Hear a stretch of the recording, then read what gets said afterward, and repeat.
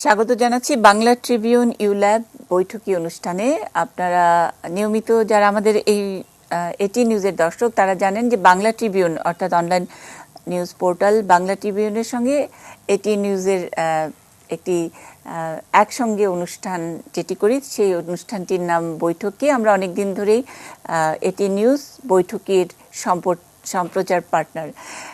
করোনার সময়টা, এই সময়টাতে আমাদের দীর্ঘদিন ধরে বৈঠকির আয়োজন সম্ভব হয়নি, কারণ নিউজ পোর্টাল বা টেলিভিশনেরও কিছু লিমিটেশনস থাকে। সে কারণেই আমরা আবারও বৈঠকি অনুষ্ঠানটি শুরু করছি ইউলেবের সহযোগিতায়। বাংলা ট্রিবিউনের নিয়মিত এই আয়োজন প্রতি বৃহস্পতিবার বিকেল 4:15 4:30 আমরা এই অনুষ্ঠানটি শুরু করব।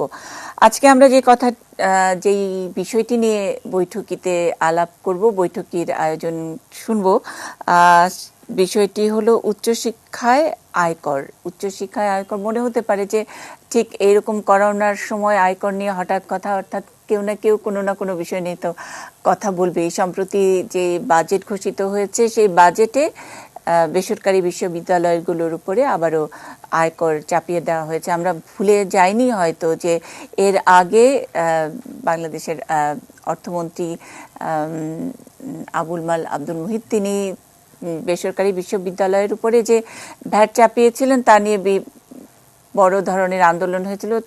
শিক্ষার্থীরাই এবং এই আন্দোলন করেছিল, সেটা নিয়ে ব্যাপক সমালোচনা এবং চাপের মুখে পড়তে হয়েছে, এবং শিক্ষা যারা সংশ্লিষ্ট আছেন তাদের সকলের পরামর্শ মতোই এই ভ্যাটটা পরে দেওয়া হবে অথবা এটাকে আরেকবার বিবেচনা করা হবে, সেই কথা বলে আপাতত সেটা স্থগিত করা হয়েছিল। কিন্তু এবারের বাজেটে আবারও সেই ভ্যাটের কথা উল্লেখ করা হয়েছে। আমি এই বিষয়টি নিয়েই আলোচকদের কাছ থেকে বিস্তারিত মন্তব্য বিশ্লেষণ শুনতে চাই।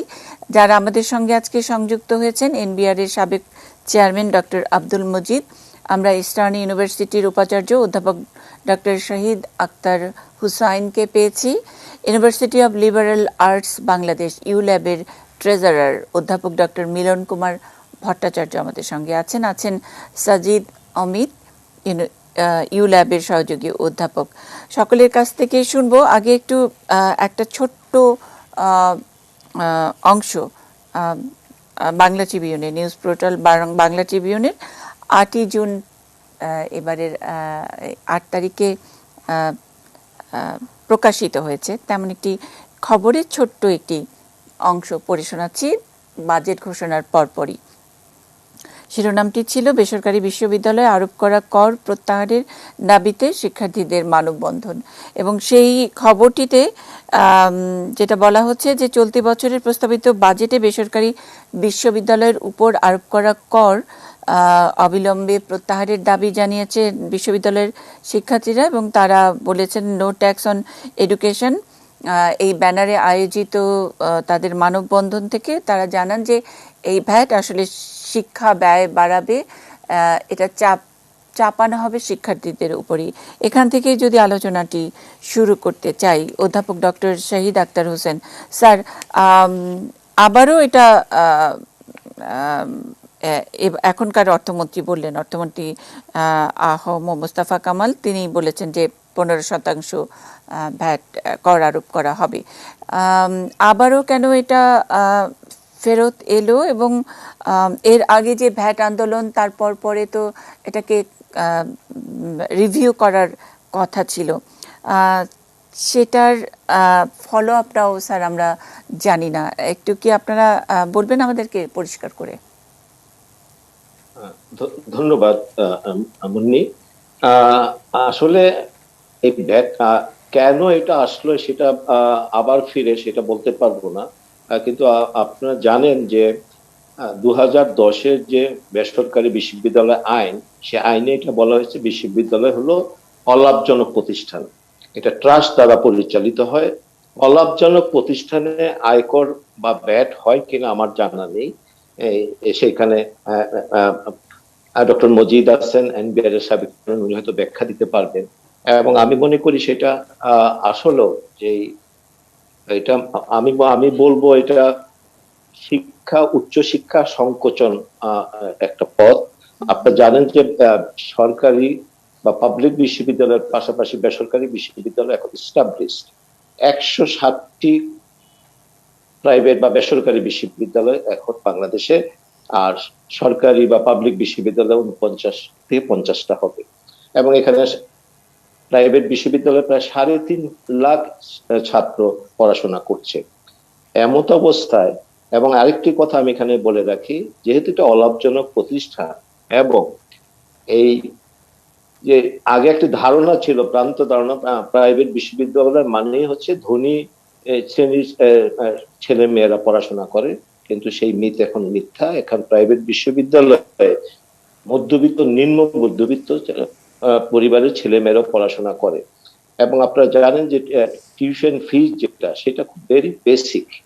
আপনি যদি মিনিমাম আপনার সরকারি বিশ্ববিদ্যালয় সরকারের অনুদানে চলে, প্রাইভেট বিশ্ববিদ্যালয় সম্পূর্ণভাবে টিউশনের উপর শিক্ষার্থীদের, সেই চাপটা যদি করা হয়, সেই চাপটা কিন্তু শিক্ষার্থীদের উপরেই যাবে। কারণ যে আমরা যে টিউশন ফিসটা ধার্য করি, সেটা হলো যাতে বিশ্ববিদ্যালয়টা সুন্দরভাবে তার অপারেশনাল কস্ট, শিক্ষকদের বেতন, কর্মচারীদের বেতন, এইসব দিয়ে যে পরিমাণ লাভ থাকবে যদি থাকে, সেটা হচ্ছে এটা এক্সপানশনের জন্য। সেটা কিন্তু 2010-এর অ্যাক্টই বলা হয়েছে যে বিশ্ববিদ্যালয় অ্যাক্ট, যেটা এক্সপানশন, শিক্ষা সামগ্রী, গবেষণাগার, শিক্ষার্থীদের সুবিধার্থে ব্যয় করা হবে।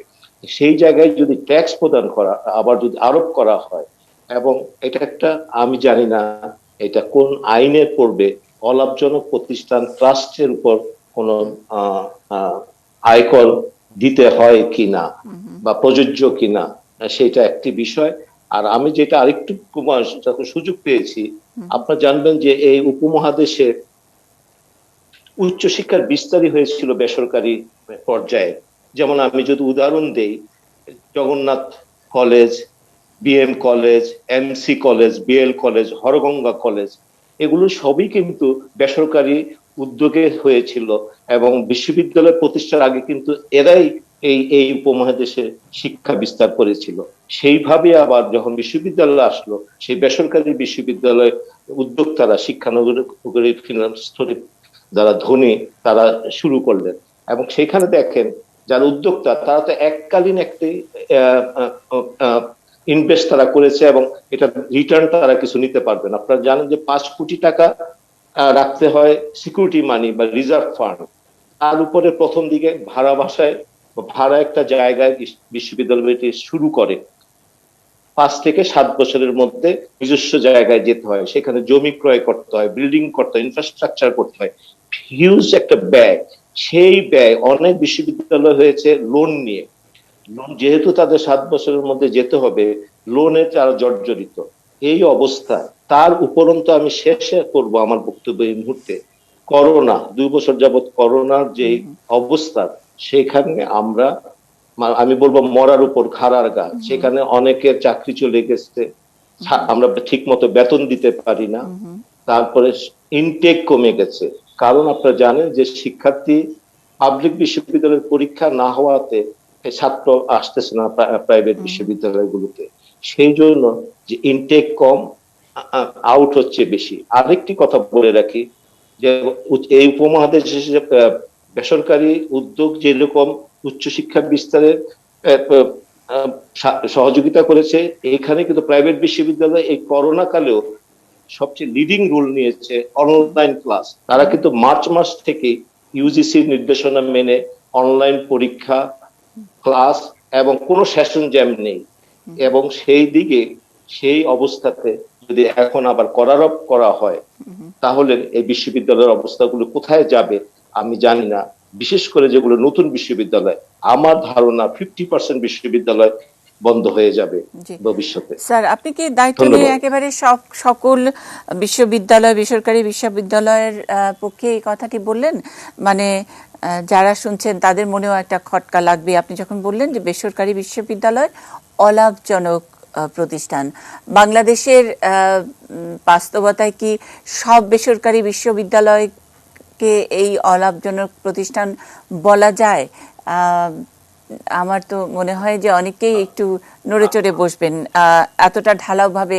হয়তো আপনি যেখানে আছেন বা আরো অন্য দু একটি বিশ্ববিদ্যালয় সত্যি সত্যি ট্রাস্টের মাধ্যমে হচ্ছে তারা শিক্ষা বিস্তারে ভূমিকা রাখার জন্য বা তাদের সিএসআর তাদের অন্য হয়তো ব্যবসা তার একটা সিএসআর এর অংশ হিসেবে এই শিক্ষায় যুক্ত হয়েছেন।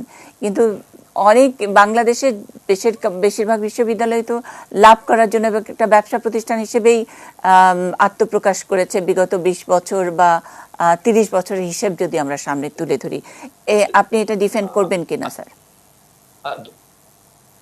হ্যাঁ, ধন্যবাদ। আমি করব, ডিফেন্ড করবো। এই জন্য আপনার যে কথাটা, যেহেতু আইন আছে অলাভজনক, রাইট।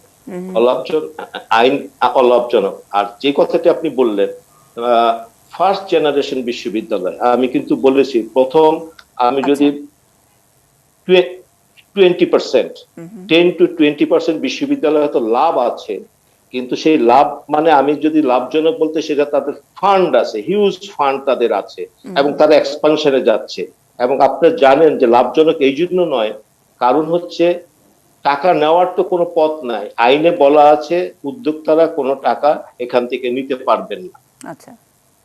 যদি যেটা হয়ে থাকে, তাদের ফান্ড হয়েছে, বিশাল একটা ফান্ড হয়েছে, তারা নতুন এক্সপানশনে যাচ্ছে, আরো সাবজেক্ট খুলছে, তাদের কোয়ালিটি ইনক্রিজ করছে।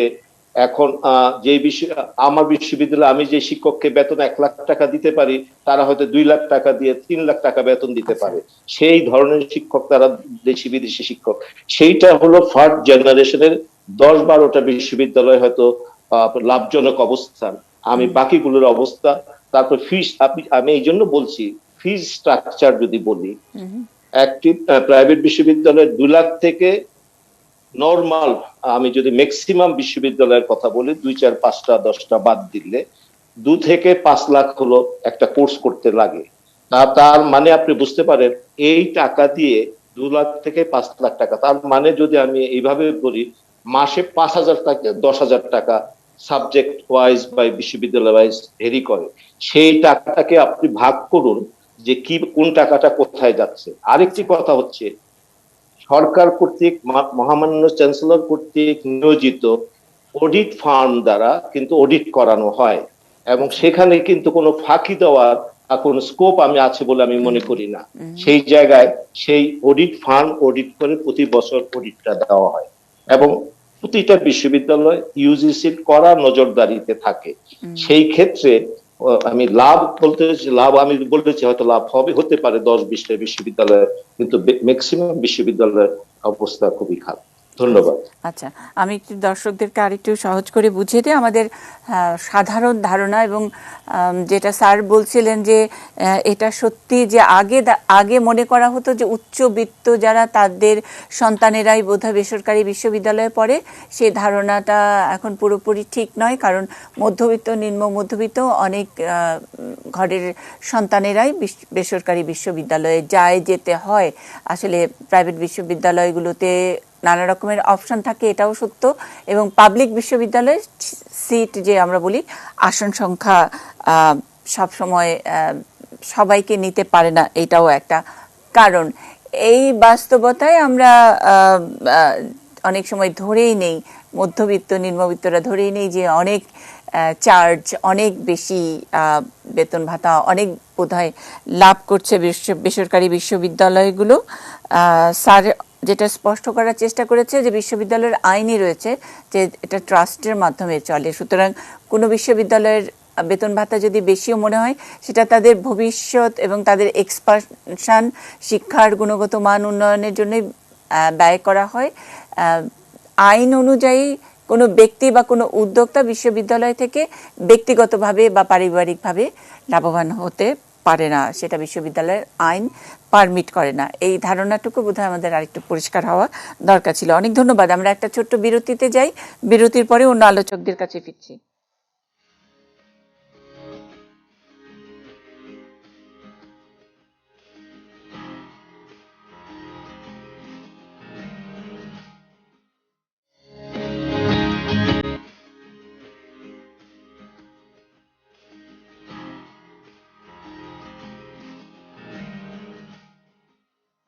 দেখছেন বাংলা ট্রিবিউন ইউল্যাব নিবেদিত বৈঠকি অনুষ্ঠান, সম্প্রচার সহযোগী এটি নিউজ। আমরা উচ্চশিক্ষা আয়কর এই বিষয় নিয়ে আলোচনায় আছি। এতক্ষণ শুনছিলাম অধ্যাপক ডক্টর শাহিদ আক্তার হুসাইনকে। আমি ডক্টর আব্দুল মজিদ স্যারের কাছে যেতে চাই, এনবিআর এর সাবেক চেয়ারম্যান। ট্রাস্টের উপর যে ভ্যাট আরোপ, সেটা আইনে কভার করে না, কিন্তু এখন স্যার এবারের বাজেটে কোন আইনে করা হলো? মানে কোনো আইন কি লাগে বাজেটে যদি কোনো কিছুর উপরে ভ্যাট আরোপ করতে হয়? ধন্যবাদ মুন্নি, একটি সুন্দর পুষ্টিকর একটা বিষয় নিয়ে আজকের এই আলোচনার সূত্রপাত ঘটানোর জন্য। আমি মনে করি বিষয়টা অত্যন্ত গুরুত্বপূর্ণ। ঠিক যেমনটি উপাচার্য শহীদ আক্তার হোসেন সাহেব বলছিলেন, কথাগুলোর ভিতরে অবশ্যই যুক্তি আছে। তবে এখানে একটা জিনিস স্পষ্ট করা দরকার। প্রথম হচ্ছে যে কয়েক বছর আগে যেটা দেওয়া হয়েছিল, যেটা নিয়ে আন্দোলন হয়েছিল, সেটি ছিল ভ্যাট, ভিএটি, একটি পরোক্ষ কর। আর এবার যেটা দেওয়া হয়েছে এটি হচ্ছে প্রত্যক্ষ কর, আচ্ছা, income tax. VAT touches everybody. ওই একজন ভিখারিকেও দিতে হয়, ওই ইকবাল টাওয়ারের মালিককেও দিতে হয়। সেই জন্যই ওইটা ওই সময় যখন দেওয়া হয়েছিল তখন সেটার উদ্দেশ্য বিধির ভিতরে কিছু অনেক জটিলতা ছিল। তাদের আসলে দরকার ছিল আয়কর আরোপের, কিন্তু সেটা ভ্যাট, ওটা এনবিআর এর আমার মনে হয় তাদের ভিতরে কোনো সমন্বয়ের কোনো ব্যাপার ছিল, যার জন্য অভাব ছিল, যার জন্য সেটা ওইভাবে হয়েছে। কারণ ভ্যাট আরোপ করলে এটা ঠিক ছাত্রদের উপরে যেও তার পড়ার সম্ভাবনা থেকে যায়, কেননা সার্ভিস যে দেয় সে যে নেয় তার এর সাথে অনেকগুলো ব্যাপার আছে, জটিলতাও আছে। এবার কিন্তু অর্থমন্ত্রী মহোদয় তার বাজেট বক্তৃতার ভিতরে খুব স্পষ্ট করেছে যে এতদিন এই বিষয়টা ছিল সার্কুলার আকারে, অর্থাৎ সেইবার ভ্যাট এর কথা বলা হয়েছিল, এরপরে বিভিন্ন সময় বলা হয়েছে যে দেন কিছু দেন, বা মানে করের কথা বলা ছিল সার্কুলার আকারে, যেটার কোনো কঠোর কোনো আইনগত কোনো ইয়ে ছিল না, এবং অনেকে দেন দরবার করেছেন, মামলাও করেছিলেন, চলছিল এটা ইত্যাদি। কিন্তু এবার তিনি বলেছেন যে আমি এটা কিন্তু আইনের অংশ করে নিলাম, অর্থাৎ বর্তমানে যে প্রচলিত 1984 সালের আয়কর অধ্যাদেশের ভিতরে আইন করে নেওয়া হলো পার্মানেন্টলি। এটা আর এখন সার্কুলার না, এটা ইচ্ছা করলে যখন তখন উইথড্র করা যাবে তাও না। এটা হচ্ছে আয়কর আইনের ভিতরে এটা নির্দিষ্ট করে নেওয়া হলো যে 15% আয়কর দিতে হবে।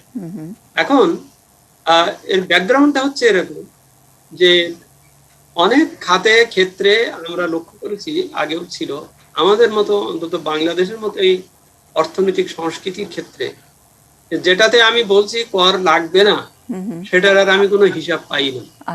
সেটার হিসাব কেউ দেয় না, থাকে না। হ্যাঁ, এটা বলতে পারেন যে শিক্ষা মন্ত্রণালয় তো অডিটর নিয়োগ করে, সেই অডিটররা তারা তালিকাও দেওয়া আছে তাদের, তারা সেই অনুযায়ী দেয়, এমনকি ইউজিসিও আর সেগুলোর। কিন্তু এটা এমন একটা দেশ যেখানে 3-4টা হিসাব রাখা হয়, এবং কেউ ওই হিসাবের যথাযথ পরিস্থিতি তুলে ধরেন। স্যার এটাকে আরেকটু বিস্তৃত করবেন, এটাকে একটু বিস্তৃত করবেন এই লাইনটা, আপনার যেখানে কর লাগবে না, যেখানে বলা হয় কর লাগবে না সেখানে হিসাব করে না বা হিসাব দেয় না। জি, না না না না, সেই কথাতেই আমি আসছি, এই জন্যই ব্যাকগ্রাউন্ডটা বলা দরকার। 2007-8 সালের দিকে আমরা একবার দেখলাম যে কম্পিউটার ফ্রি, ট্যাক্স ফ্রি। আচ্ছা, ট্যাক্স ফ্রি বলাতে দেখা গেল যে কম্পিউটারের বক্সের নাম করে ওর ভিতর দিয়ে অনেক কিছু জিনিস দেশের ভিতরে ঢুকে যাচ্ছে। তখন আমরা বললাম যে 3% কর দিতে হবে। কর দেওয়ার কথা বলা মানে হচ্ছে তখন ওই বক্সটা খোলা হবে, খুললে তাহলে ওর ভিতর দিয়ে হাবিজাবি জিনিস যাবে না। সেবার কিন্তু আমাদের করের লক্ষ্যমাত্রা ছিল মাত্র 9 কোটি টাকা হবে। আমরা বিভিন্ন পরে আন্দোলনের কারণে এটা উদ্যোগ করলাম যে ঠিক আছে, এটা এটা হয়নি, ঠিক হয়নি।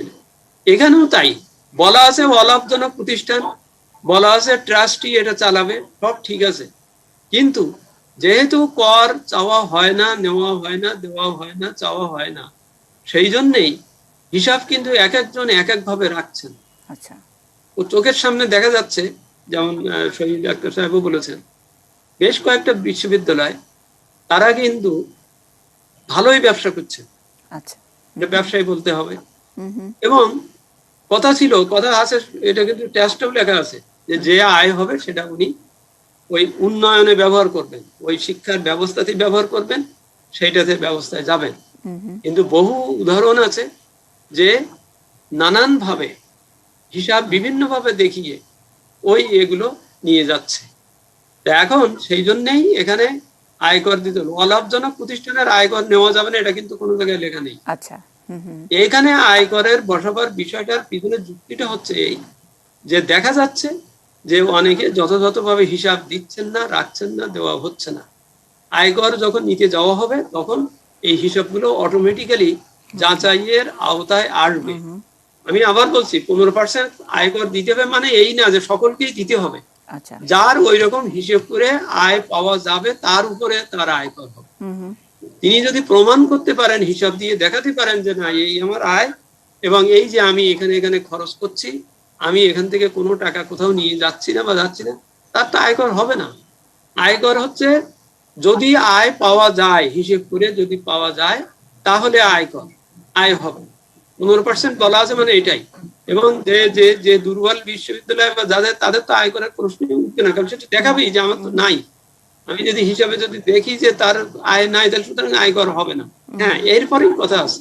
আমি যেমন এতক্ষণ এই পক্ষের সংস্কৃতির দুর্বলতার কথা বললাম, যে যুক্তিতে আমরা মানে সরকার এটা দিলেন, এখানেই আবার প্রশ্ন এসে যাবে যে এইটা প্রয়োগের ক্ষেত্রে সত্যি কি জাতীয় রাজস্ব বোর্ড বা আয়কর বিভাগ খুব সুনির্দিষ্ট ভাবে সুচারুরূপে এটা কি প্রয়োগ করবেন কিনা, করতে পারবেন কিনা, ওই হিসাবের পরীক্ষা নেওয়ার সময় তারা এমন কোন ব্যবস্থায় যাবেন কিনা যেটা ওই যে exchange of anything is bad, যে সিচুয়েশন, যে হয়রানি যেগুলো আমরা বলি, সেইটার প্রশ্ন আশঙ্কা এগুলো কিন্তু থেকে যাবে।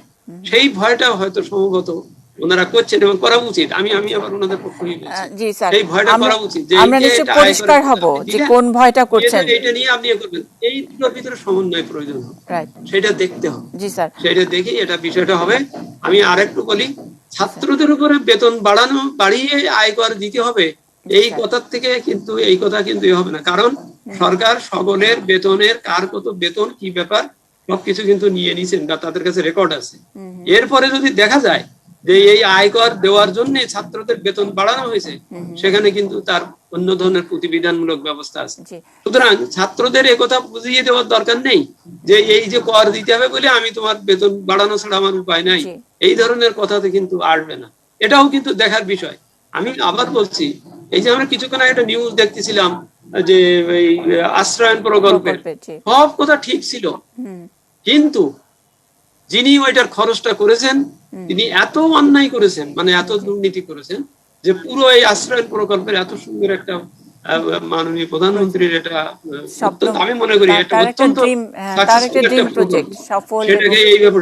সেই জন্যই এখানে উদ্দেশ্য বিধির বাস্তবায়নের উপরেই কিন্তু সবচেয়ে বেশি লক্ষ্য রাখার বিপদ হবে এবং সেইটা দিয়েই কিন্তু প্রমাণ করতে হবে যে না, সরকার এটা ওই শিক্ষাকে বাধা দেওয়ার জন্য এটা করেননি এবং এটা শিক্ষাকে করার জন্য করেননি, এবং এনাদেরকেও প্রমাণ করতে হবে যে না, আমরা এইটার জন্য আমরা এটা করছি না।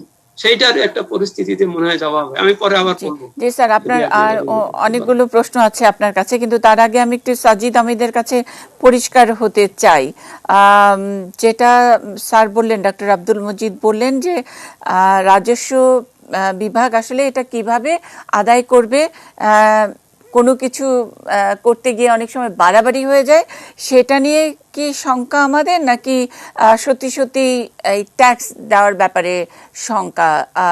কি কারণে আসলে এই বিশ্ববিদ্যালয় কর্তৃপক্ষ এই জিনিসটা নিয়ে ভাবছেন, কথা বলছেন? মনে হচ্ছে স্টুডেন্টরা প্রতিবাদ করবে, এরকম একটা আতঙ্কে আছেন। থ্যাংক ইউ মুনিদি। Majid Shab যা বলেছেন, Majid Shab someone I've known for a while. In fact, আমার বন্ধুর বাবা. So with all due respect, and of course he's right, but আমি একটা alternative perspective share করতে চাই, কিছুটা ভিন্ন perspective, পুরোপুরি না। সেটা হচ্ছে যে universities are the not for profit organization. আচ্ছা, they are trusts as per law. এখানে কিন্তু কোনো মালিক নেই, কোনো শেয়ার হোল্ডার নেই। আমরা যে ইনিশিয়ালি শুনলাম আমাদের প্রথম ডিসকাশন থেকে যে আয় হয়, আয়টা কিন্তু সারপ্লাস, আয়টা কিন্তু লিগালি প্রফিট হিসেবে বা ডিভিডেন্ড হিসেবে এটাকে কিন্তু উইথড্র করা যায় না, যেভাবে একটা কর্পোরেশন করা যায়। But Majid Shahab is right. There are errant universities. কিছু ইউনিভার্সিটি আমরা শুনেছি, আমরা এরকম ভিডিও দেখেছি, সোশ্যাল মিডিয়ায় আমরা এরকম ইনভেস্টিগেটিভ জার্নালিজমের স্টিং থেকে জানতে পেরেছি। আপনি জানবেন কাদের কথা বলছি, যাদের হয়তো এভাবে, যেটা মাজিদ সাহেব বলছিলেন, যে অনেকভাবে তারা আয় বের করে নিয়ে যায়। এখন আমার কথাটা হচ্ছে যে এটা তো তারা যেটা করছে এটা তো ইলিগাল। এটার জন্য তো ল এনফোর্সমেন্ট আছে। Do you know what I mean? যে যারা আইন ভঙ্গ করছে এবং বিভিন্ন তরিকার মাধ্যমে আয় বের করছে, এদের জন্য তো ল এনফোর্সমেন্ট আছে। কিন্তু ইউনিভার্সিটিটা আমাদের এখন পরিস্থিতিটা একটু বুঝতে হবে। আমাদের এখন দেশে কিন্তু আমাদের প্রায় 5 লক্ষ প্রাইভেট ইউনিভার্সিটি স্টুডেন্ট, 5 লক্ষ। আমরা জানি এবং এটা মোটামুটি আনস্পোকেন যে প্রাইভেট ইউনিভার্সিটি কিন্তু যতটা রেসপেক্ট প্রাইভেট ইউনিভার্সিটি ডিজার্ভ করে ওভাবে কিন্তু দেখা হয় না। আমরা এখন আমাদের প্রথম ডিসকাশন বললেন যে 90s থেকে যখন প্রাইভেট ইউনিভার্সিটি শুরু হয়, এরকম একটা ধারণা ছিল যে রিচ আপার মিডল ক্লাস ধনীরা, উচ্চ মধ্যবিত্তদের জন্যই প্রাইভেট ইউনিভার্সিটি। কিন্তু এখন কিন্তু সেই বাস্তব না। আমরা কিন্তু এখন লোয়ার ইনকাম গ্রুপদের সাথেও প্রচুর স্টুডেন্ট ওয়েলকাম করি এবং প্রচুর স্টুডেন্টরা পড়ে। এই কোভিড এর মধ্যে আমরা যেটা দেখেছি, আমাদের কিন্তু অনলাইন ক্লাস করতে হয়েছে। আমরা যদি প্রাইভেট ইউনিভার্সিটি সামগ্রিকভাবে দেখি, মাত্র 30% স্টুডেন্টস অনলাইন ক্লাস করতে পেরেছে। এখন আমরা এটাও জানি, বিআইডিএস একটা সরকারি প্রতিষ্ঠান, তাদের স্টাডি অনুযায়ী যে আমাদের দেশে 44% অফ প্রাইভেট ইউনিভার্সিটি স্টুডেন্টস চাকরি পায়, compare to 32% of private public university students. এখন এই কোভিড এর পরিস্থিতিতে যেখানে কিন্তু আমাদের অলরেডি বাজেটে অ্যালোকেশন এবং বাজেট অ্যালোকেশন কিন্তু আমাদের এডুকেশন সেক্টরে জিডিপির মাত্র 2.08%, যেখানে ইউনেস্কো রেকমেন্ড করে 4.6%। আমি একজন বিজনেস স্কুলের ফ্যাকাল্টি মেম্বার এবং আমি গ্রোথ বুঝি, গ্রোথকে অ্যাপ্রিসিয়েট করি। কিন্তু আমাদের যদি লং টার্ম গ্রোথ করতে হয়, আমাদের তো এই সময়, এই কোভিড সিচুয়েশনে আমাদের এডুকেশন সেক্টরের সাথে আমাদের আরো সহযোগিতা লাগবে, আমাদের লাগবে স্টিমুলাস সাপোর্ট লাগবে। আমরা কিন্তু কোনো স্টিমুলাস সাপোর্ট পাইনি। আমাদের বাস্তবটা দেখেন, আমাদের যেসব ছাত্রছাত্রীরা আমাদের ইউনিভার্সিটি যাচ্ছে, তাদের বাবা মারা কিন্তু ল বাই, তারা কিন্তু ট্যাক্স পেয়ারের সন্তান। ইউল্যাবের ছাত্রছাত্রীরা ট্যাক্স পেয়ার সন্তান, ঢাকা ইউনিভার্সিটির ছাত্রছাত্রীরাও কিন্তু ট্যাক্স পেয়ার এবং ভোটারদের সন্তান। এদের মধ্যে কিন্তু কোনো পার্থক্য নাই। কিন্তু পাবলিক ইউনিভার্সিটি অনেক রকম সহযোগিতা পাচ্ছে। আমরা কিন্তু আমাদের এই টিউশন ফি থেকে, অনেকে কিন্তু ভাবে যে প্রাইভেট ইউনিভার্সিটি টিউশন ফি অনেক হাই। এই টিউশন ফি দিয়ে আমরা কি করি? আমরা তো কোনো সরকারের সহযোগিতা পাচ্ছি না ল্যান্ড কিনতে, বা কোনো ডিপার্টমেন্ট তৈরি করতে, বা রিসার্চ সেন্টার তৈরি করতে, বা ল্যাব তৈরি করতে, বা স্কলারশিপ দিতে। আমরা কিন্তু প্রচুর স্কলারশিপ দিই স্টুডেন্টদের। এই জিনিসটা হয়তো বাইরে যায় না। এগুলো আমরা কিভাবে দিচ্ছি? এগুলো আমরা সেই সারপ্লাস থেকে দিচ্ছি। এই সারপ্লাসটা কিন্তু প্রফিট না। আচ্ছা, সারপ্লাসটা কিন্তু লিগালি আমাদের ওনার বলে আমাদের কিছু নেই, আমাদের ট্রাস্টিজ আছে। রাইট। আমরা ট্রাস্টিজ কিন্তু বের করে নিতে পারি না। যারা বের করছে অন্য ইউনিভার্সিটিতে, তারা কিন্তু ইলিগাল কাজ করছে এবং তাদের অবশ্যই ধরা উচিত। এটা কিন্তু আইনের মাধ্যমে বের করা যায় না। আমার যেটা ফাইনাল কমেন্টটা হচ্ছে যে আমাদের এই কোভিড এর সময় যেখানে ইউনিভার্সিটিগুলো এত প্রেশারাইজড, যেখানে স্টুডেন্ট পার্টিসিপেশন কমে গিয়েছে, যেখানে ফ্যাকাল্টি এমপ্লয়মেন্ট কমে গিয়েছে, যেখানে কোভিডে আমাদের তো জানি যে আরেকটা মহামারী যেটা হচ্ছে, মেন্টাল হেলথের মহামারী হচ্ছে এবং স্টুডেন্টদের মধ্যে ঘরে ঘরে হচ্ছে। আমরা অনেক কষ্ট করে অনলাইন ক্লাসেস চালাচ্ছি। এখন যদি যেখানে আমাদের সরকার থেকে সহযোগিতা দরকার, এখানে যদি আমাদের ট্যাক্স বসানো হয়, তাহলে আমরা পার্মানেন্ট ক্যাম্পাস কিভাবে করব? আমরা ল্যাব কিভাবে করব? আমরা স্কলারশিপ কিভাবে দিব? এবং বাংলাদেশে 100টা প্রাইভেট ইউনিভার্সিটির কাছাকাছি 5 লক্ষ স্টুডেন্ট পড়াচ্ছে। আমরা তো একটা সার্ভিস দিচ্ছি। আমরা তো আমাদের এই স্টুডেন্টরা না হলে তো বিদেশে চলে যেত। আমরা তো ব্রেন ড্রেন থামাচ্ছি। সো ওভারঅল যদি প্রাইভেট ইউনিভার্সিটি ইম্প্যাক্টটা ম্যাক্রো ইকোনমিক্যালি অ্যাসেস করা হয়, সোশ্যালি অ্যাসেস করা, ইটস হিউজ। এবং আমার কেন যদি মনে হয় যে এটা নিয়ে এনাফ চিন্তা ভাবনা হয় না প্রাইভেট ইউনিভার্সিটির ফরে। আমি এখানেই এতটুকু বলবো। আমি একটু ডক্টর মিলন কুমার ভট্টাচার্য, আপনার কাছ থেকে জানতে চাই যে কেন তাইলে এরকম একটি পারসেপশন হলো। একটা তো ভ্যাট, আরেকটা ট্যাক্স, এবং নিউজগুলোতেও এরকম করে এসেছে।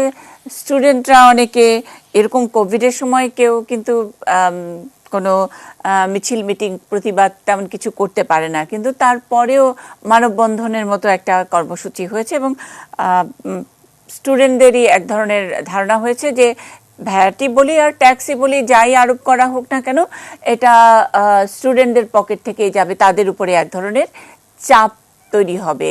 এই ধারণাটা কেন হলো?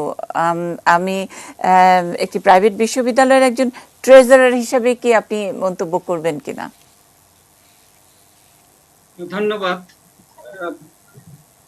আমি প্রথমেই বাংলা ট্রিবিউন, এটিএন বাংলা এবং ইউল্যাবকে ধন্যবাদ, এটিএন নিউজ কে আমি অত্যন্ত কৃতজ্ঞতার সাথে ধন্যবাদ জানাই আমাকে আমন্ত্রণ জানানোর জন্য। Thank you sir. আমি ব্যক্তিগতভাবে খুব অন্তর্মুখী ব্যক্তি, ইন্ট্রোভার্ট, কথাবার্তা খুব বেশি বলতে আগ্রহী না। আচ্ছা, কিন্তু এই বিষয়টি নিয়ে যেহেতু এই মুহূর্তে আমরা চারজন বক্তার মধ্যে সর্বশেষে আমাকে বলতে হচ্ছে, জি আপনার প্রশ্নের পরিপ্রেক্ষিতে আমার মনে হয়েছে যে আমাদের মধ্যে সবাইয়ের মধ্যে স্বচ্ছ ধারণা নেই। সাধারণ জনসাধারণের মধ্যে আয়কর সম্পর্কে স্বচ্ছ ধারণা নেই। রাইট। এই কারণে আমি 2 মিনিট সময় নিয়ে জি স্যার। কর ব্যবস্থা সম্পর্কে আগে বলবো, তারপর জি। আপনার প্রশ্নটার উত্তর দেব। জি একটি দেশের সরকার তার রাষ্ট্র পরিচালনা এবং সার্বিক উন্নয়ন বিধানের জন্য সময় সময় তাকে বিভিন্ন সময় তহবিল সংগ্রহ করতে হয়। একটি দেশের রাজস্ব আদায় তথা কর ব্যবস্থা তহবিল সংগ্রহের প্রধান অন্যতম একটি উৎস। পৃথিবীর বিভিন্ন দেশে বিভিন্ন রকম কর ব্যবস্থা চালু আছে। তার মধ্যে একটা হচ্ছে সিঙ্গেল ট্যাক্স সিস্টেম আর একটা হচ্ছে multiple tax system. Single tax system একটি দেশে শুধুমাত্র এক ধরনের করে দেবে, সব পুরো দেশের জনসাধারণ কেবলমাত্র এক ধরনের ট্যাক্সই দেবে, যেমন সমাজতান্ত্রিক দেশে পোল ট্যাক্স দেয়া হয়, অন্য কোনো ধরনের ট্যাক্স থাকে না। কিন্তু মাল্টিপল ট্যাক্স সিস্টেমে দেশের বেশিরভাগ জনসাধারণকে করের আওতায় আনা হয় বিভিন্নভাবে। যেমন আমি যদি এটা একটা উদাহরণস্বরূপ এভাবে বলি, আমি চাকরি করি, আমি বেতন পাই, বেতনের উপর আমি আয়কর দিই। আমার যদি এক টুকরো জমি থাকে তাহলে আমি জমির খাজনা দেব, ল্যান্ড রেভিনিউ। আমার যদি একটা ফ্ল্যাট থাকে তাহলে আমি তার উপর হোল্ডিং ট্যাক্স দেব।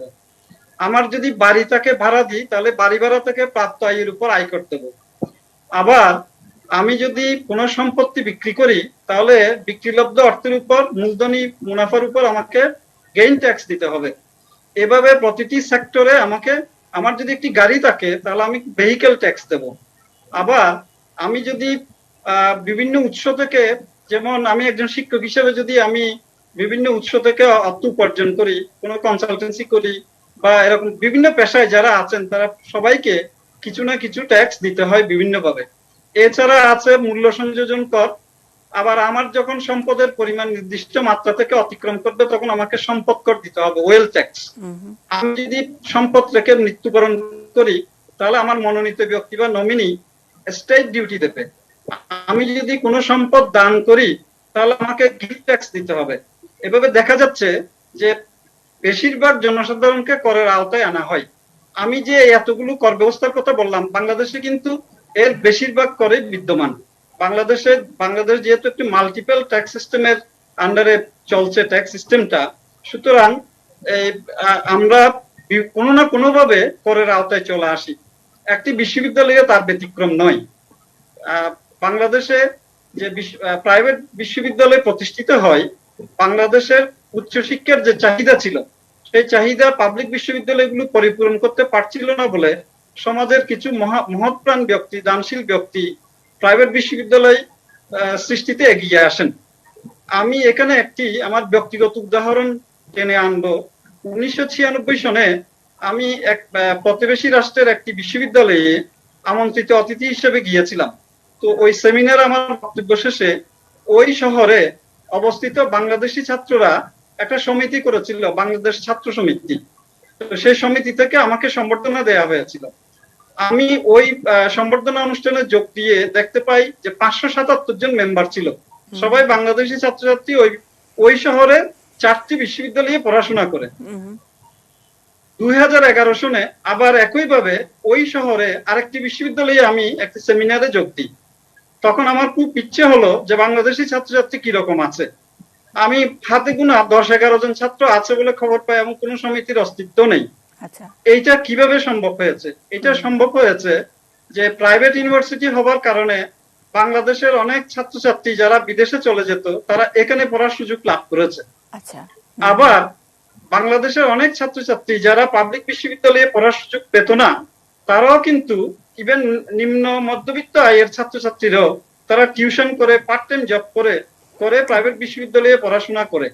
তো এই প্রাইভেট বিশ্ববিদ্যালয় এই যে সমাজের মহৎপ্রাণ দানশীল ব্যক্তিরা প্রতিষ্ঠা করেন, তারা কিন্তু এককালীন অর্থ দিয়ে, যেমন আমাদের ইউল্যাব, আমাদের ফাউন্ডার আমাদের বিশ্ববিদ্যালয় প্রতিষ্ঠা করেন, কিন্তু পরবর্তীতে ওনারা যখন যা প্রয়োজন হয়েছে তা দিয়ে গেছেন কিন্তু, এবং এখনো পর্যন্ত তারা বিশ্ববিদ্যালয়ের জন্য খরচ করে থাকেন। কিন্তু একটি বিশ্ববিদ্যালয়ের সার্বিক উন্নয়নের জন্য তার নিজস্ব তহবিল থাকা দরকার। আমি যদি ব্যাংকে টাকা রাখি, ব্যাংক থেকে যে সুদ পাই সেই সুদের উপর আমি ট্যাক্স দিয়ে থাকি। একইভাবে সরকার প্রাইভেট বিশ্ববিদ্যালয়গুলোকে 5 কোটি টাকা জমা রাখার কথা বলা হয়েছে, ফিক্সড ডিপোজিট। সেই ডিপোজিটের উপর যে সুদ হয় সেই সুদ থেকেও কর কিন্তু সরকার পেয়ে থাকে। তারপর এই যে এমপ্লয়মেন্ট অপরচুনিটি, প্রাইভেট বিশ্ববিদ্যালয় হওয়াতে 107টি প্রাইভেট বিশ্ববিদ্যালয়, এই 107টি প্রাইভেট বিশ্ববিদ্যালয় প্রতিষ্ঠিত হওয়াতে যে এমপ্লয়মেন্ট অপরচুনিটি সৃষ্টি হয়েছে, এখানে যারা কর্মরত আছেন প্রত্যেকের আয়ের উপর আয়কর সরকারকে প্রদান করা হয়, এটা উৎসস্থলে কেটে রাখা হয়।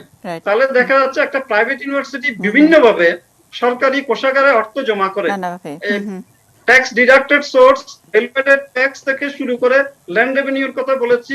তারপর এই যে আমি এবং একটি বিশ্ববিদ্যালয় বিভিন্ন বিশ্ববিদ্যালয়ের শিক্ষকরা বিভিন্ন দেশ থেকে কোলাবোরেশনের মাধ্যমে যে প্রজেক্ট মানি এনে থাকে, সেই প্রজেক্ট মানির উপরও তারা কিন্তু কর দিয়ে থাকেন এবং এই কর প্রদান করতে হয়। এই কারণে দেখা যায় সরকারি কোষাগারে বিভিন্নভাবে প্রাইভেট বিশ্ববিদ্যালয় সেক্টর থেকে প্রচুর অর্থ জমা হয়। এমত অবস্থায় যদি এখানে যথার্থভাবে বলা হয়েছে প্রাইভেট ইউনিভার্সিটি অ্যাক্টে আছে এটা নন প্রফিট সিকিং অর্গানাইজেশন, যেহেতু নন প্রফিট সিকিং অর্গানাইজেশন তারা নিট মুনাফা অর্জন করতে পারে না, তাদের আয়টাকে বলা হয় নিট সারপ্লাস অথবা net deficit, excess of income over expenditure অথবা excess of expenditure over income. Excess of income over expenditure যখন হয় সেটা ট্রাস্টি তথা বিশ্ববিদ্যালয়ের মালিক পক্ষ প্রতিষ্ঠান কোনো সুযোগ সুবিধা বিশ্ববিদ্যালয় থেকে লাভ করতে পারেন না, তারা কোনো বেনিফিট নিতে পারেন না, এটা অ্যাক্টে সুস্পষ্টভাবে লিখে আছে। তাহলে এই নিট সারপ্লাসটা কিভাবে ব্যয় হবে? ওই বিশ্ববিদ্যালয়ের উন্নয়নে, যেখানে উচ্চশিক্ষার পথকে সুগম করার জন্য আমাদের মাননীয় প্রধানমন্ত্রী বারবার বলে চলেছেন দেশে এই যে নলেজ ক্রিয়েশন, নলেজ স্টোরিং এবং নলেজ ডিসিমিনেশন, জ্ঞান সৃষ্টি, জ্ঞান সংরক্ষণ এবং জ্ঞানের বিতরণ শুধুমাত্র পাবলিক বিশ্ববিদ্যালয়ের পক্ষে এটা সম্ভব নয়, এটা এখন বাস্তব সত্য। যেহেতু প্রাইভেট বিশ্ববিদ্যালয় এই ব্যাপারে যথেষ্ট ভূমিকা রাখছে, সুতরাং এমত অবস্থায় এর উপর আয়কর ধার্য করা এটা উচ্চশিক্ষার পথকে সুগম না করে বাধাগ্রস্ত করবে বলে আমি বিশ্বাস করি। সুতরাং এখানে যে আয়করের বিষয় বলা হয়েছে, যেভাবেই বলি না কেন এটা কোন স্টুডেন্ট এবং এই যে শ্রদ্ধেয় মজিদ স্যার বলেছেন যে ডাটাবেস নেওয়া হয়েছে সবকিছু, যেমন আমরা এই সপ্তাহে আমাদের ইউল্যাব এই সপ্তাহে আমাদের fee structure, salary structure university grants কমিশনকে জমা দিয়েছি। হ্যাঁ, বাস্তব সত্য, তথ্যগুলো নেওয়া হচ্ছে। তথ্যগুলো নেওয়ার পরে এখন এই যে বলছেন চৌর্যবৃত্তি, একটি বিশ্ববিদ্যালয়ের সাথে চৌর্যবৃত্তিটা যদি যোগ করা হয়, আমি ব্যক্তিগতভাবে একজন শিক্ষক হিসেবে আমি খুব কষ্ট পাই, ব্যথিত হয়। তার কারণ হলো সরকার কর্তৃক নিয়োজিত নিরীক্ষক হিসাব পরীক্ষা করে তারপর আমরা এই যে ভ্যালুয়েটেড ট্যাক্স দিই বা অন্যান্য প্রজেক্ট মানি সবকিছুর কিন্তু বিবরণ আমাদের দাখিল করতে হয় এবং বিশ্ববিদ্যালয় মঞ্জুরি কমিশন সেটা প্রত্যেক বছর প্রকাশ করে। এখানে ফাঁকি দেওয়ার কোনো স্কোপ নেই। ফাঁকি যারা দেন তারা সবসময় দেবেন। এই শতকরা 5 থেকে 10% জন্য সার্বিকভাবে প্রাইভেট বিশ্ববিদ্যালয় শিক্ষা শিল্পকে ব্যাহত করা, এটা আমি কোনোভাবেই যুক্তিযুক্ত মনে করি না। এবং ভ্যাট পরোক্ষভাবে চালিয়ে দেওয়া যায় কিন্তু আয়কর কারোর উপর চাপানো যায় না, সুতরাং ছাত্রছাত্রীদের উপরও চাপাবার প্রশ্ন আসে না এটা। কিন্তু এই আয়করটা দিলে বিশ্ববিদ্যালয়ের সার্বিক উন্নয়ন কর্মকাণ্ডকে ব্যাহত করবে। ধন্যবাদ। এখন আবারও সুযোগ, ডক্টর আব্দুল মজিদ নিশ্চয়ই এটার পক্ষে অথবা বিপক্ষে আপনার পয়েন্ট রাখবেন, কারণ একেবারে এক লাইনে যদি বলি, ডক্টর মিলন কুমার ভট্টাচার্য যেটা উপস্থাপন করলেন যে প্রাইভেট বিশ্ববিদ্যালয়ের এই উদ্যোগটা একটা শিক্ষা শিল্প, এক ধরনের বিনিয়োগ, এটা নানাভাবে দেশের যে প্রবৃদ্ধি সেখানে কন্ট্রিবিউট করছে। সেখানে আলাদা করে আমরা ভ্যাটই বলি আর ট্যাক্সই বলি, সেটা দেওয়াটা অন্যায় হবে। স্যার, আপনি নিশ্চয়ই এর পক্ষে অথবা বিপক্ষে আপনার মতামত আছে। Doctor Abdul Majid sir, unmute করবেন।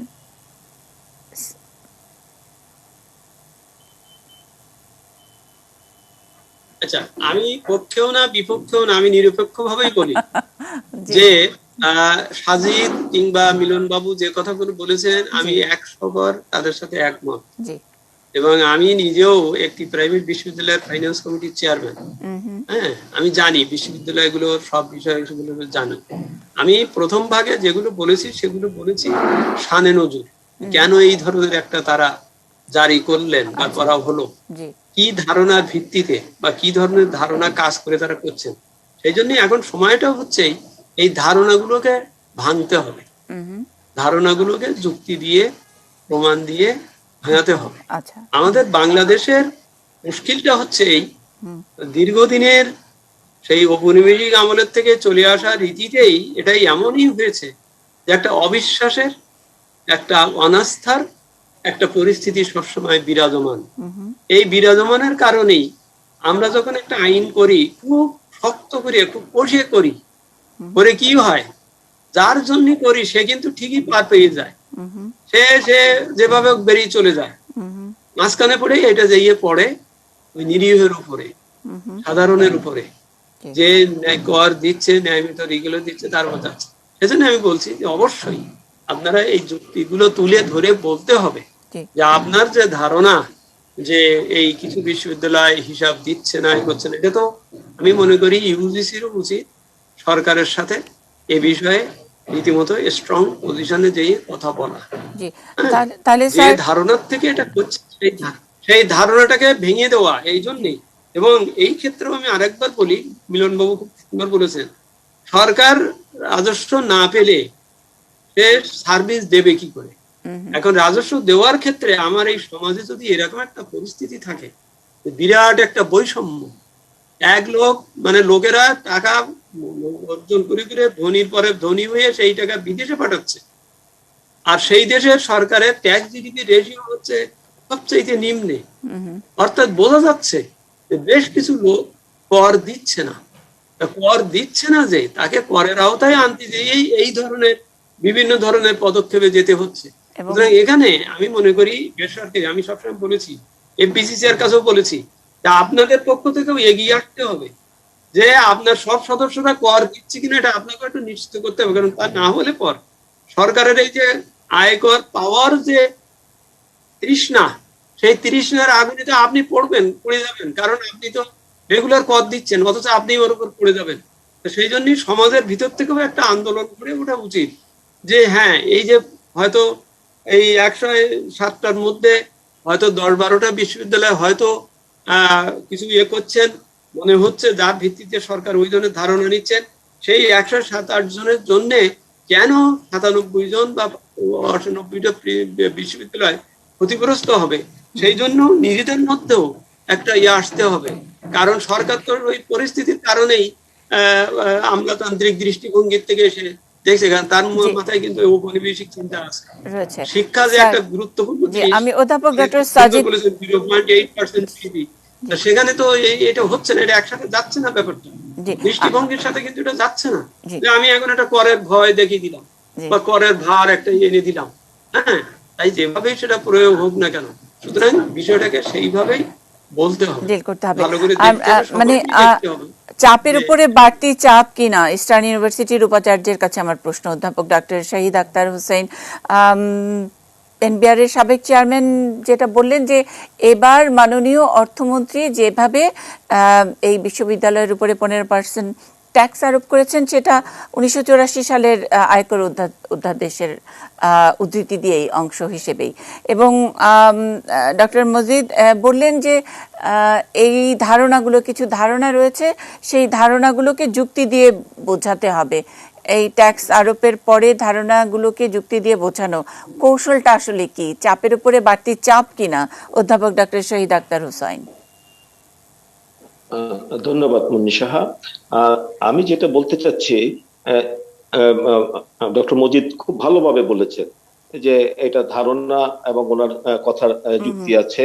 এবং শিক্ষা, আমি যদি বলি এইভাবে শুরু করি, শিক্ষায় বৈষম্য, পাবলিক বিশ্ববিদ্যালয় যেখানে সরকার ভর্তুকি দিচ্ছে সবটাই সরকার দিচ্ছে, আর প্রাইভেট যেখানে সরকারকে 1 পয়সাও দিতে হচ্ছে না, সেখান থেকে আবার পয়সা কর নিতে হচ্ছে। যে এই বৈষম্যটা আপনি দেখেন, এই সন্তানগুলো, বাংলাদেশ জনসংখ্যাকে আমরা জনশক্তিতে রূপান্তরিত করতে চাই, এবং সেই দক্ষ জনশক্তি রূপান্তরের জন্য পরিণত করার জন্য প্রাইভেট বিশ্ববিদ্যালয়গুলি ভূমিকা রাখছে। এখন একই দেশের একই সন্তান, যাদেরকে আমি পাবলিক বিশ্ববিদ্যালয়ে পর্যাপ্ত পরিমাণ পাবলিক বিশ্ববিদ্যালয় নাই বিদায় তাদেরকে প্রাইভেট বিশ্ববিদ্যালয়ে পড়তে হয়। আমার একই মায়ের দুই সন্তানকে আমি দুইভাবে দেখছি, এবং এইটা খুবই দুঃখজনক। আপনি যে বলেন যে এটা মিলন বাবুও বললেন সুন্দর করে করেন, উনি বিজনেসের লোক, কর ভালোভাবে বুঝছেন, আমি বিজনেসের লোক নই, আমি বিজ্ঞানের লোক। সেই শিক্ষা বৈষম্যের কাছ থেকে আমি বলতে চাই যে বৈষম্যটা করা ঠিক হবে না। আর যে কথাটা বললো সব জায়গায় খারাপ লোক আছে, যে সব ইনফরমেশন ইউজিসিতে আছে, মিনিস্ট্রিতে আছে, এনবিআর এ আছে, তাহলে যাদেরকে যারা এই মানে অন্যায় করছে তাদেরকে সেটা আপনার করতে দেন, তাদেরকে ধরেন, তাদেরকে শাস্তি দেন। কিন্তু যে আমার 90 জনকে আপনি একই আওতায় এনে এই যে বৈষম্যটা, এই বৈষম্য করা ঠিক হবে না। আর ট্যাক্সের কথা যেটা বলো, ট্যাক্স তো আমরা দিচ্ছি, সবাই ট্যাক্স দিচ্ছি, আমরা যে ক্রয় করছি, এই যে বিস্তারে আমরা প্রবৃদ্ধি বলেন, দেশের উন্নয়নে বলেন, সেই পাবলিক প্রাইভেট বিশ্ববিদ্যালয়ে সেগুলো অবদান রাখছে। ছেলেদের মনেও তো একটা কষ্ট আছে, এই যে বলুন ওরা আন্দোলন, ওদের উপরে চাপ হবে না, আমরা বেতন বাড়াবো না, বাড়াতে হয় না, একটা আতঙ্ক ওদের কাছে মনে হবে যে আমরা পাবলিক বিশ্ববিদ্যালয়ে পড়তে পারলাম না, প্রাইভেটে পড়লাম, সেইখানে আবার আমাদেরকে একটা ট্যাক্সের আওতায়। আর শিক্ষার বাণিজ্য আর অন্য বাণিজ্য তো এক নয়। আপনি দেখেন এই করোনাকালীন সময়ে আমার কাছ থেকে আপনি ট্যাক্স চাচ্ছেন, আমাকে কোনো প্রণোদনা দেননি। আর অন্য যারা বিজনেস আছে, অনেক বিজনেস সেক্টরকে আপনি সরকার থেকে প্রণোদনা দেওয়া হয়েছে। আমি একটি টক শোতে বলেছিলাম, মাননীয় শিক্ষামন্ত্রী সেখানে ছিলেন, যে আমাদের প্রথম দিকে, করোনার প্রথম দিকে, যে আমরা বেতন দিতে পারছি না, কালেকশন হচ্ছে না, ছাত্ররা টাকা দিতে পারছে না, আমাদের যে 5 কোটি টাকা আছে সেটার এগেনস্টে লোন দেন, আমাদেরকে কম সুদের লোন দেন, সেটাও দেওয়া হয়নি। প্রাইভেট বিশ্ববিদ্যালয়কে এই যে বিমাতা সুলভ আচরণ, একটা সবারই একটা ধারণা প্রাইভেট কেন জানি আমি বুঝি না, প্রাইভেট বিশ্ববিদ্যালয়গুলিকে কেন জানি একটা অন্য চোখে দেখা হয়, সেখানে হয়তো কোটি কোটি টাকার ব্যবসা হচ্ছে এরকম। আমি তো মহামান্য রাষ্ট্রপতি কর্তৃক নিয়োজিত, সরকার আমাকে নিয়োগ দিয়েছে, আমি কিন্তু সরকারের লোক, আমি ইউজিসি এর পক্ষের লোক, আমি কিন্তু এক ধরনের ওয়াচডগ, আমি কিন্তু দেখছি এখানে কি অনিয়ম হচ্ছে কি হচ্ছে না। সেই জায়গায় একটি বিশ্ববিদ্যালয়কে এই ধরনের ইনকাম ট্যাক্সের আওতায়, করের আওতায় আনা আমি মনে করি ঠিক হবে না। এটা এই চিন্তা থেকে দূর হতে হবে। এবং চ্যালেঞ্জটার কথা আমি যদি ডাবল চ্যালেঞ্জ যেটা আমরা ডক্টর মজিদের বক্তব্য থেকে পেয়েছি, যে একে তো যে আপনারা বলছেন যে ঠিক হবে না, তার উপর এক ধরনের ধারণা আগে থেকেই পারসেপশন নিয়ে বসে আছেন, সেই পারসেপশন থেকেই আবার ট্যাক্স আরোপ করেছেন। উপরন্তু আপনাদের সাজেশন ছিল যে 5 কোটি টাকা যেটা সিকিউরিটি মানি হিসেবে রাখা, সেটার এগেনস্টে লোন দেওয়া, একটু কম ইন্টারেস্টে লোন দেওয়া, সেটা তো দূরে থাক। আমি সাজিদ অমিতের কাছে কি আরেকবার শুনতে পারি, এখানে আসলে বিড়ালের গলায় ঘন্টা বাঁধার দায়িত্বটা কার? এই যে বোঝানো, ধারণাগুলোকে যুক্তি দিয়ে বুঝিয়ে তারপর প্রাইভেট বিশ্ববিদ্যালয়গুলো যে সবগুলোই যে ইনকামের উৎস নয়, সবাই যে শিক্ষার্থীদের কাছ থেকে অন্যায়ভাবে বা অনেক বেশি করে টাকা নিচ্ছে, নিজেরা অর্থশালী হচ্ছে, তেমন নয়, সেটাও বুঝে ব্যাপারটাকে একটু উল্টো দিকে ঘোরাতে হবে। এই বড় কাজ, মোটামুটি এই কাজটির জন্য কি ইউজিসির ভূমিকা আছে বলে আপনি মনে করেন? এখানে আসলে আমাদের সবারই ভূমিকা আছে, এবং এরকম ডিসকাশন আরো লাগবে। এরকম যারা আমরা এখন আবেগ নিয়ে কথাবার্তা বলছি আমাদের এখানে, এবং মাজিদ আঙ্কেল, মাজিদ সাহেব সহ যে ডিসকাশন হচ্ছে, এরকম লাইক মাইন্ডেড ডিসকাশন লাগবে। এটাই একটা উপায়। আমি বরঞ্চ ট্যাক্সের থেকে একটু সরে এসে আমি একটা জিনিস শেয়ার করতে চাই, এটা আমি মনে করি যে একটা ভালো এক্সাম্পল। কারণ এই প্রাইভেট ইউনিভার্সিটি কালচারটা তো আমরা কিছুটা নর্থ আমেরিকান কালচার থেকে নিয়েছি। আমেরিকা, যুক্তরাষ্ট্র, তাদের যে প্রাইভেট ইউনিভার্সিটি তারা খুবই সক্ষম। হার্ভার্ড বলেন, প্রিন্সটন বলেন, সবাই তো, কলম্বিয়া বলেন, এটা সবই তো প্রাইভেট ইউনিভার্সিটি। এখন এখান থেকে নোবেল লরিট বের হয়েছে, আমরা হয়তো জানি যে হার্ভার্ড, কলম্বিয়া থেকে শত শত নোবেল লরিট বের হয়েছে। রিসার্চ আছে, এদের প্রচুর খরচ করার ক্ষমতা আছে। এখন আমরাও তো চাই, বাংলাদেশ তো এগোচ্ছে, বাংলাদেশের গ্রোথ হচ্ছে, আমরাও চাই আমাদের দেশে প্রচুর টেকনোলজি, ইঞ্জিনিয়ারিং, সায়েন্স, মেডিকেল সায়েন্সের রিসার্চ হোক। এখন এগুলো হচ্ছে তো না, মানে কিছুটা হচ্ছে, ইউল্যাব করছে, হয়তো নর্থ সাউথ করছে, কিছুটা হচ্ছে। বিদেশে যেটা আমি দেখেছি, যেটা আসলে একটা interesting way of supporting university, যেটার মাধ্যমে আসলে কিন্তু দেখা যায় যে আমেরিকা স্পেশালি, তাদের কি হয় যে বিভিন্ন খাতে যখন নাগরিকরা ইনভেস্ট করে আমরা কিছুটা ট্যাক্সের ছাড় পাই। যেরকম বেশ কিছু জিনিস আছে, তাই না? এখন সঞ্চয়পত্র কিনলে বা কিছু টাকা পুঁজিবাজারে ইনভেস্ট করলে আমরা ছাড় পাই। আমেরিকা কি হয়, আমেরিকা দেখা গিয়েছে লাস্ট 100 বছরে বা তারা যারা নিজেদের আলমা মাটার, অর্থাৎ যাদের যে ইউনিভার্সিটি গ্রাজুয়েট করেছে, যদি তাদের টাকা বা কোন রকম ফিলান্থ্রপিক ডোনেশন করে, তখন তারা ট্যাক্স থেকে কিছুটা ছাড় পায়।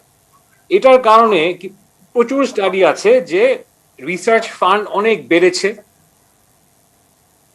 প্রাইভেট ইউনিভার্সিটিতে, এবং প্রচুর রিসার্চ হয়েছে, প্রচুর চাকরি ক্রিয়েশন, এমপ্লয়মেন্ট ক্রিয়েশন হয়েছে। এবং আমি তো বরং এনকারেজ করবো যে আমাদের ফিউচার বাজেটে এই ধরনের ছাড় দেওয়া উচিত, ট্যাক্স না করে ছাড় দেওয়া উচিত, যে মানুষরা যদি গ্রাজুয়েটরা যদি তাদের আলমা মাটারে ইনভেস্ট করে, তাদের আলমা মাটারকে ফিলান্থ্রপিক ডোনেশন দেয় রিসার্চের কারণে, সরকারের কিন্তু এখানে ডাইরেক্ট কোনো খরচ হচ্ছে না, তাহলে আমি বলবো যে প্রচুর লাভ আসবে এবং দেখা যাবে যে ওভারঅল ইকোনমিক অ্যাক্টিভিটি বাড়বে, ইকোনমিক অ্যাক্টিভিটি সরকারের ট্যাক্স রেভিনিউ বাড়বে এবং গ্রোথ হবে।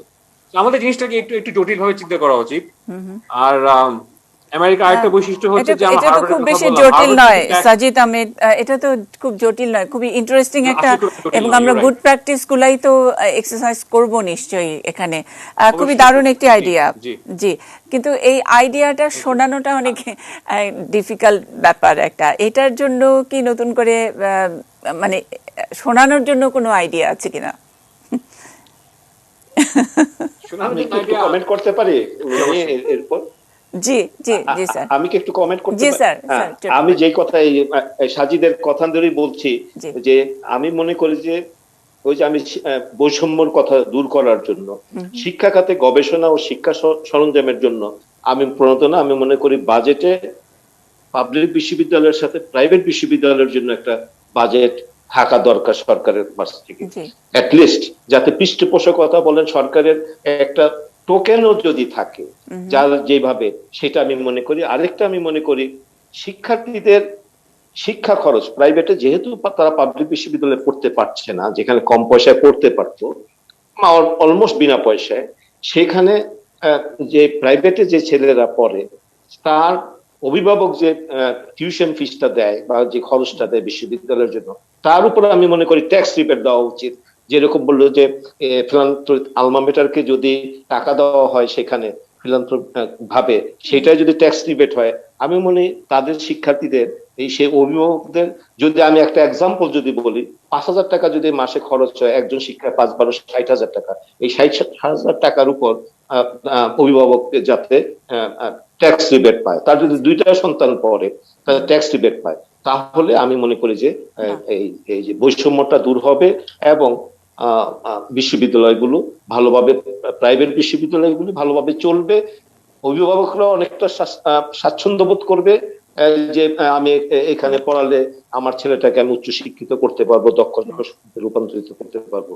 আমি মনে করি যে এই ট্যাক্স আরোপ না করে আমি অন্যভাবে এনকারেজ করা, তাহলে বিশ্ববিদ্যালয়গুলো প্রাইভেট বিশ্ববিদ্যালয়ের স্টুডেন্টদেরকে পাবে এবং অভিভাবকরাও অনেক উৎসাহিত হবেন নিশ্চয়ই। আমার একেবারে সবার কাছ থেকে খুব ছোট্ট করে মন্তব্য নিতে পারবো অধ্যাপক ডক্টর মিলন ভট্টাচার্য, যদি যোগ করা থাকে, খুব অল্প সময় আমাদের হাতে।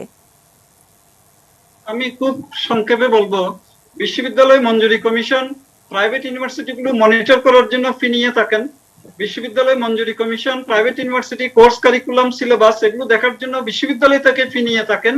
সরকারের যে অর্থ বরাদ্দ সেটা শুধু পাবলিক বিশ্ববিদ্যালয়ের জন্যই দেওয়া হয়, বিমাতা সুলভ আচরণ কেন? ইউনিভার্সিটি গ্র্যান্টস কমিশন চাইলে তার কিছু অংশ অন্তত গবেষণার জন্য প্রাইভেট বিশ্ববিদ্যালয়গুলোকে দিতে পারে। আরেকটি বিষয় হলো যে ইদানিং বিদেশ থেকে যে সমস্ত গবেষণা তহবিল আসে, কিছু কিছু দেখা যাচ্ছে প্রাইভেট বিশ্ববিদ্যালয়গুলোর জন্য এগিয়ে এসেছে বিশ্ববিদ্যালয় মঞ্জুরি কমিশন। এটার জন্য তারা অবশ্যই ধন্যবাদ পাওয়ার যোগ্য। আমি তাদেরকে ধন্যবাদ এবং কৃতজ্ঞতা জানাচ্ছি। তবে এই পার্সেন্টেজটা আরো বাড়াতে। জি, অনেক ধন্যবাদ। সাজিদ আহমেদ যদি দু এক লাইন যোগ করতে চান, আমি সবশেষে ডক্টর আব্দুল মজিদের বক্তব্য দিয়ে আজকের অনুষ্ঠান শেষ করব। সাজিদ আহমেদ, আপনি যদি অ্যাড করতে চান। না, আমার ফাইনাল ওয়ার্ডস হচ্ছে মুনিদি, আমাদের এই বাজেটটা is a business friendly budget and I respect that sentiment. আমাদের অনেক এমপ্লয়মেন্ট জেনারেট করতে হবে, আমাদের ব্যবসাদের এনকারেজ করতে হবে ইত্যাদি। কিন্তু আমাদের যে জিনিসটা আসলে আমাদের ভুল হলে হবে না, সেটা হচ্ছে যে এডুকেশনও কিন্তু একটা ইনভেস্টমেন্ট। এই ইনভেস্টমেন্টটা হয়তো আমাদের জিডিপি গ্রোথে পরের বছরই ইম্প্যাক্ট করবে না, বাট এরকম প্রচুর রিসার্চ আছে যে এডুকেশন ইনভেস্ট করলে একটা দেশে, একটা জাতিতে যেটা হয় 10-15 বছরে শত শত গুণ রিটার্ন দেয়। এবং এটা আমাদের বিশ্বাস রাখতে হবে এবং আমাদের এই কোভিডের সময় আমাদের হাত বাড়াতে হবে towards universities, including private universities. এতটুকুই বলবো। অনেক ধন্যবাদ। আমি সবশেষ মন্তব্য নিতে চাই ডক্টর আব্দুল মজিদের কাছ থেকে এবং শেষ করব বাংলা ট্রিবিউন ইউল্যাব বৈঠকি অনুষ্ঠান। স্যার। জি, আমাদের আলোচনাটা শুরু হয়েছিল এবং বিষয়টা ছিল 15% ট্যাক্সের ব্যাপারটা নিয়ে। সেখানে আসলে কনসেন্ট্রেট করতে হবে, কারণ সবাই বলেছেন ইউজিসি বা অন্যান্য ফ্যাসিলিটি যেটা বাড়াইতে হবে। প্রথম কথা, নাম্বার 1, সরকারকে এটা অবশ্যই বুঝতে হবে, স্বীকার করতে হবে এবং কনস্টিটিউশনের যে মৌলিক অধিকার আমার দেওয়া আছে সেখানে শিক্ষার প্রতি কোনোভাবেই এই ধরনের ওই মানে না দেখার ভান করার অবস্থা থেকে শিখতে হবে, স্বীকার দিতে হবে, সবাইকে স্বীকার করতে হবে। কারণ প্রাইভেট বিশ্ববিদ্যালয়, পাবলিক বিশ্ববিদ্যালয় আমরা বলতে গেলে বিনা পয়সায় পড়াশোনা করেছি। আর আমি তো এখানে দেখছি যে কিভাবে এই যে প্রফেসর মহোদয় যেটা বললেন আর কি। সুতরাং দৃষ্টিভঙ্গি পাল্টাতে হবে, দৃষ্টিভঙ্গিটা পাল্টাতে হবে। শিক্ষা সবার জন্য, সবার জন্য। সেই দৃষ্টিভঙ্গির থেকেই এই যে আয়করের যে আইনটা যেটা করা হয়েছে, এটা আমার মনে হয় ইউজিসি এবং সকলে মিলে এটাকে বুদ্ধিবৃত্তিক ভাবে এটা সরকারের কাছে বোঝানোর চেষ্টা চালাতে হবে এবং 1 বছর অন্তত দেখতে হবে যে এটা সত্যি কিভাবে প্রয়োগ হচ্ছে। আমি আবার বলছি, যদি ঠিক মতন ইউনিভার্সিটি প্রমাণ করতে পারে যে না, তার এমন কোনো সারপ্লাস হয়নি, তার প্রফিট নাই, তো তার তো আয়কর হবার কথা না। এই ব্যাখ্যাটা যদি তারাও যদি দৃষ্টিভঙ্গি থেকে ঠিক মতো নিয়ে করে, তাহলে এটা কমপ্লাই করতে অসুবিধা নেই। কিন্তু ভয়টা হচ্ছে যে এইটার নাম করে আমার ভিতরে এমন একটা পরিস্থিতি সৃষ্টি করে দেওয়া, যেটা ছাত্রদের মধ্যেও একটা আতঙ্ক সৃষ্টি হবে এবং সরকারের একটা দৃষ্টিভঙ্গি ভিন্নভাবে যাচ্ছে, যে এই কথাটাই সরকারকে বোঝানোর ব্যবস্থা হওয়া দরকার। কেননা কোনোভাবেই বৈষম্যমূলক দৃষ্টিভঙ্গি নিয়ে দেশ, সাজিদ খুব যথার্থ বলেছে, শিক্ষার চাইতে বড় বিনিয়োগ কিন্তু নাই। একদম, মানুষই হচ্ছে সম্পদ। অনেক অনেক এই মানুষ তৈরি করবে যে সিস্টেম, সেখানে আমি যদি অমনোযোগী থাকি কিংবা আমি যদি অন্য কিছু করি, আমি ওইদিকে যতই বেনিফিট দেই না কেন, যতই আমি গার্মেন্ট সেক্টরকে বিরাট কিছু করি না কেন, all will be in vain if my manpower is not created in a proper way. তাহলে কি হবে? বাইরের দেশের লোকেরা এসে আমার এখানে চাকরি করে যাবে, আর আমার দেশের সব ওই, আর আমি আর বেশি বলছি না, আমি খুব সরি ওই অর্থে বলছি, শিক্ষার প্রতি দৃষ্টিভঙ্গি পাল্টাতে, তাহলে তখন এই করের এইসব সকল বিষয়গুলো সেই দৃষ্টিতেই আমি মনে করি। অনেক ধন্যবাদ, অনেক ধন্যবাদ। যারা শুনছেন তাদের কাছে একেবারে পরিষ্কার এক কথা, মানে একটি লাইনে পুরোটাই আমাদের কাছে স্বচ্ছ হয়ে গেছে, পরিষ্কার হয়ে গেছে, জলের মতো সহজ হয়ে গেছে যে শিক্ষা নিয়ে কোনো বৈষম্যপূর্ণ দৃষ্টিভঙ্গি রাখা যাবে না। শিক্ষার বিনিয়োগ মানে সেটা বেসরকারি সরকারি যাই হোক না কেন, জাতি গঠনের বিনিয়োগ। এবং এখানে যদি বেসরকারি বিশ্ববিদ্যালয় বা বেসরকারি খাত, বেসরকারি উদ্যোক্তা যারা শিক্ষায় ইনভেস্ট করেন, তাদের উপরে যদি কর চাপিয়ে দেওয়া হয়, তাহলে এক ধরনের নেতিবাচক দৃষ্টিভঙ্গি অন্যদের মনের মধ্যে রেখাপাত করে। সেটি প্রথমে দূর করতে হবে এবং সেটি দূর করলে শিক্ষার বিনিয়োগটা যে আমাদের ভবিষ্যতে কি ফল দেবে সেটার জন্য নিশ্চয়ই আমাদেরও তৈরি থাকতে হবে এবং এই ফল শুভ হোক, সেই শুভকামনা দিয়ে আমাদের অনুষ্ঠান শেষ করছি।